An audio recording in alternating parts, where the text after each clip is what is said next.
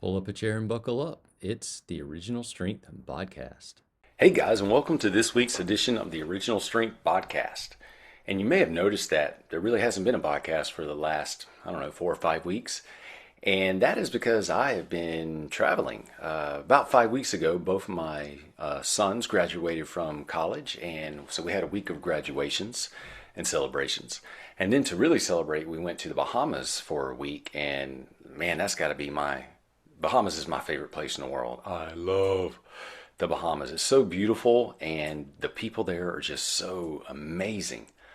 You can just see, I don't know, every experience I've had there, the people just have this light and joy in their eyes.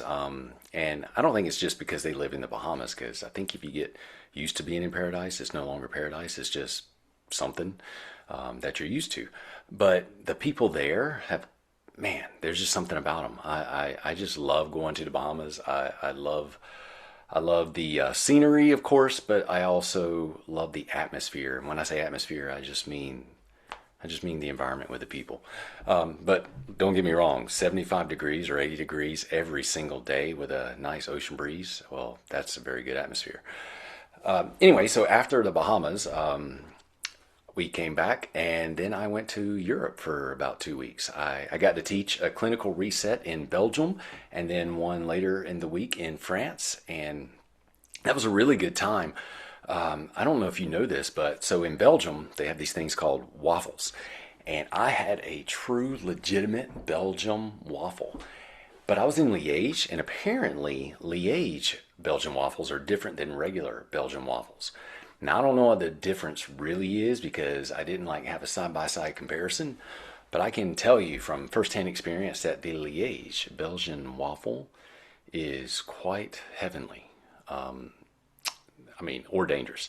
I could see how you could just fall in love with those waffles though. So good.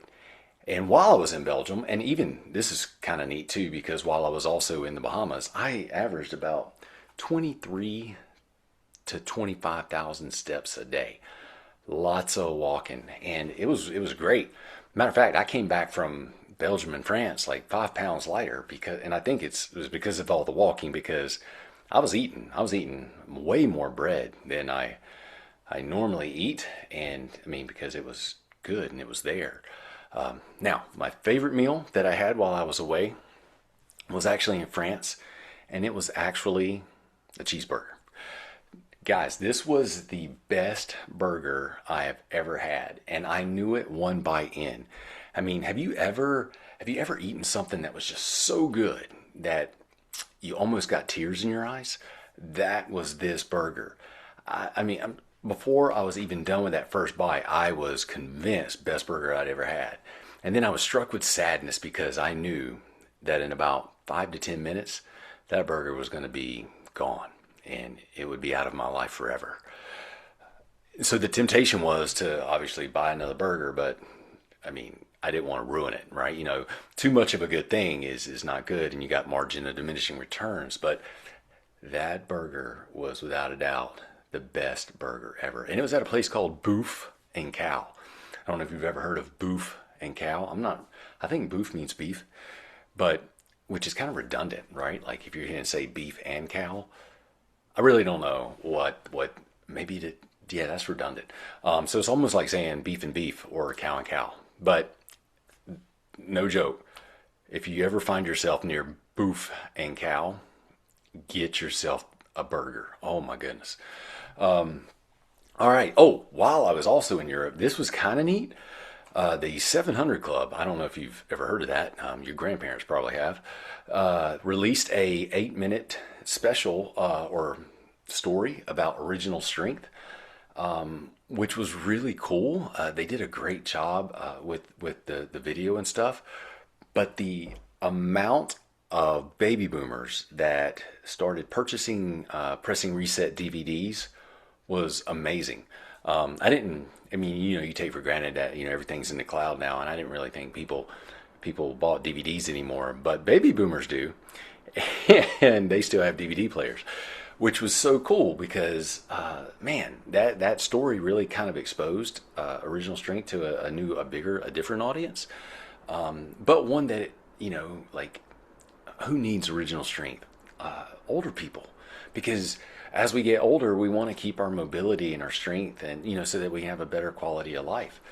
And wow, it was just neat to see that I don't know that many people watch the 700 Club still, and that people still use DVDs.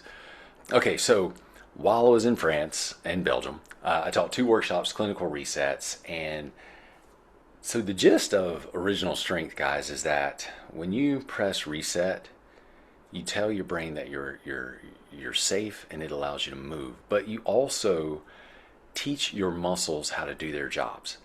So you really got 2 types of muscles. You've got muscles that hold you and muscles that move you.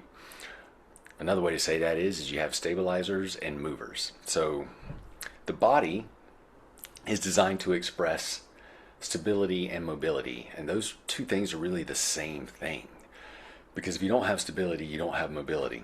And if you don't have mobility, you probably don't have stability. So when you get injured, the body will compensate, which means that it will use other muscles to do the jobs of the muscles that are injured. So oftentimes when we get injured, our stabilizers go offline and the body has to recruit movers to do the job of stabilizers. But they can't because they're movers. So what they really do is they make you very stiff. So your movers are recruited to hold you and keep you protected, but now they can no longer move you the way they're designed to move you. So you lose your fluidity, your speed, your power, your range of motion. But now, so let's say the body heals and the pain goes away, if there was pain, or let's say we're 10 weeks removed from the injury. That does not mean that the body is no longer compensating. So just because you are no longer in pain or you're far removed from the injury, oftentimes if we don't live in our design, we don't re-educate our holders how to do their jobs to set our movers free so that we can return to our full expressive glory. And so all pressing reset does is, and particularly one of the things it does is, it's not all it does, but one of the things it does is it re-educates your stabilizers how to do their jobs, to centrate the joint so that the muscles can freely move the joint through its full and optimal range of motion. And again, just because you're no longer hurt or you're far removed from the injury, those muscles don't automatically reset themselves. And so we have to press reset. And pressing reset is not something foreign to the body. The body's designed to press reset every single breath of the day, every single step you take of the day. So if we breathe the way we were born to breathe, if we activate our vestibular system throughout the day, and if we engage in our gait pattern, that's essentially pressing reset. But most people don't actually do those things the way they're designed to do that, and so therefore the muscles don't always get reintegrated into into their original roles. So again, pressing reset gives wonderful information to the brain to let the brain know that we're safe so that it freely allows the body to move. But along with that is that the muscles get re-educated and get returned to their proper roles.